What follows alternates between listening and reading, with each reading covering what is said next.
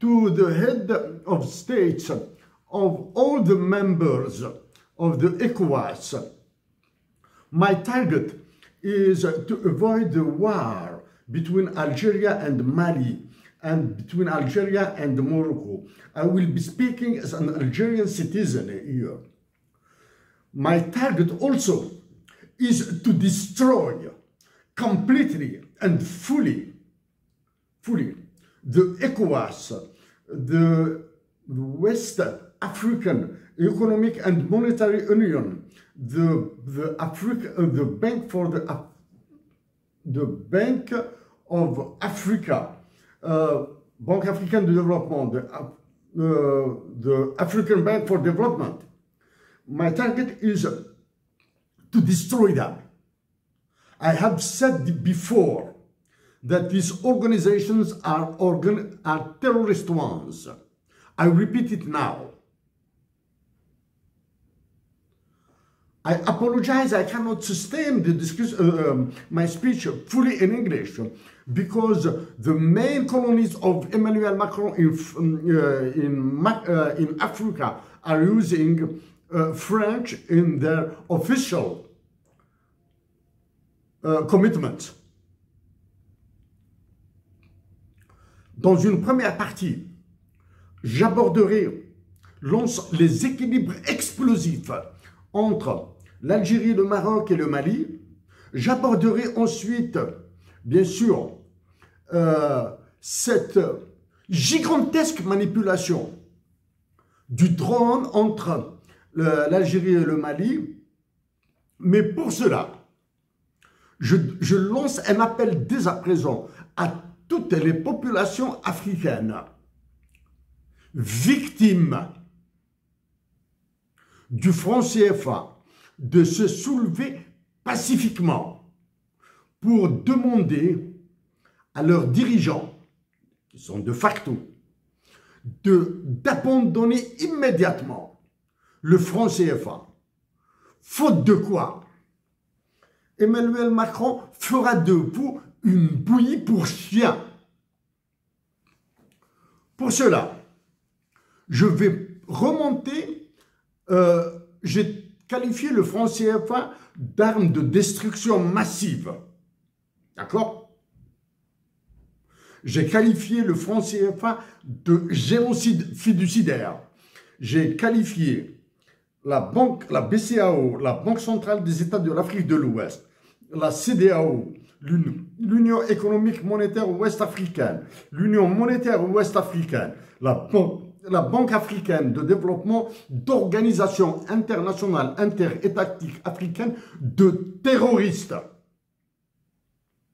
Tenons, si par le passé j'ai abordé des aspects de l'histoire plutôt du franc CFA, maintenant je vais l'aborder sous l'angle du droit international pour vous montrer que la CEDEAO, ECOWAS en anglais, ont été l'œuvre de puissances étrangères qui ont bénéficié à la France principalement.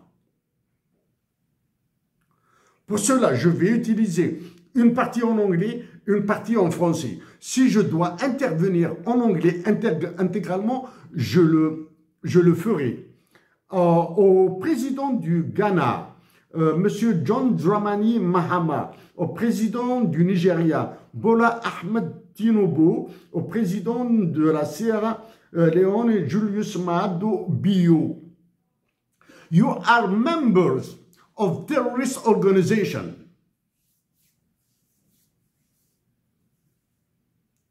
Your dignity, your political dignity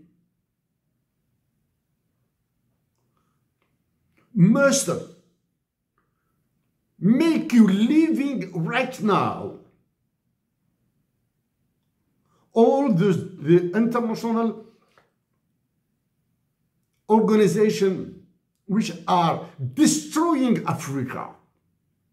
I will be dealing with international law, with some economic aspects through the IMF, the International Monetary Fund, and the World Bank. Before doing this,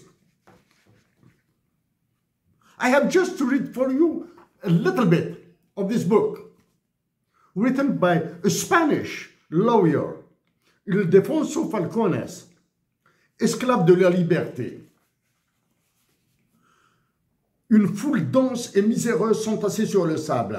Sanglots et lamentations déferlaient sous les cris et le claquement des fouets des gardes. Il y avait là 700 jeunes femmes, filles et fillettes d'origine africaine aux peaux couleur noire ébène ou chocolat. La plupart d'entre elles nues, d'autres en guenilles. Toutes familles chétives, nombre d'entre elles maladives. Elles avaient pleuré depuis que leur calvaire avait commencé lors des multitudes de guerres tribales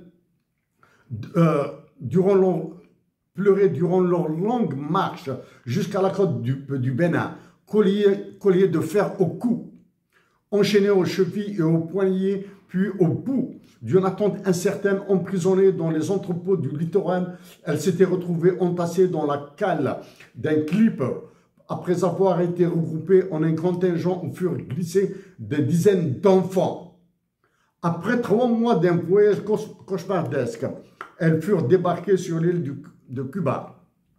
Lorsqu'un marin ouvrait l'écoutille pour descendre dans la cale obscure, la jeune Kaweka, âgée de 11 ans, recouvrait pour le cacher le corps de Dai, sa petite sœur. Elle lui avait promis de s'occuper d'elle. Elle lui avait donné sa parole le jour de leur capture et n'avait cessé de la réconforter, refoulant ses propres larmes chaque fois que la petite réclamait leur mère.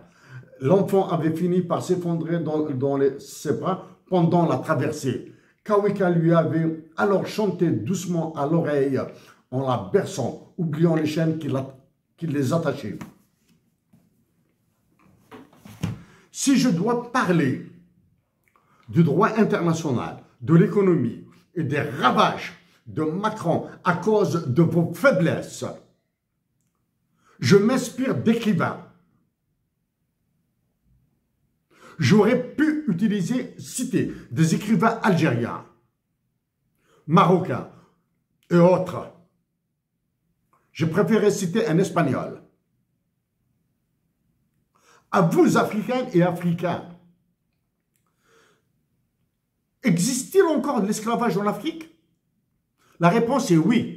Vous êtes encore des esclaves. Vous êtes des esclaves de puissances étrangères. Vous êtes des esclaves d'une monnaie qui s'appelle le franc CFA. Vous êtes les esclaves de dictatures militaires qui sévissent dans vos pays.